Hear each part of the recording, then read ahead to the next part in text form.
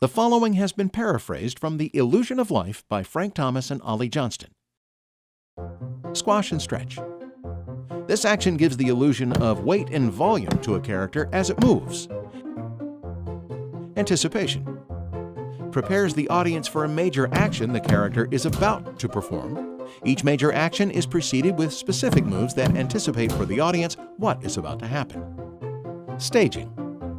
It's the presentation of an idea so that it is clear. Straight ahead and pose to pose.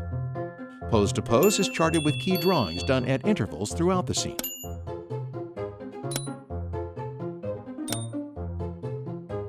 Straight ahead animation starts at the first drawing and works drawing to the end of a scene. Follow through and overlapping. When the main body of the character stops, all other parts continue to catch up to the main mass. Nothing stops all at once. Slow in and slow out.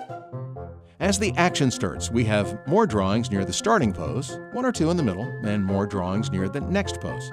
Fewer drawings make the action faster, and more drawings make the action slower. Arcs.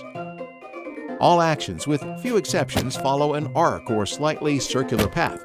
Arcs give animation a more natural action and better flow. Secondary action. It's an additional action in the scene used as a supplement of the main one in order to reinforce it and add more dimension. Timing. More drawings between poses slow and smooth the action. Fewer drawings make the action faster and crisper. Timing maintains the appearance of an object abiding by the laws of physics.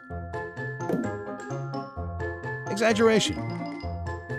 Remain true to reality, just presenting it in a wild or more extreme form. Solid drawings. It means taking into account forms in three-dimensional space, giving them volume and weight. Appeal. It's a quality of charm, able to please the viewer's eyes. It's the charisma of the action.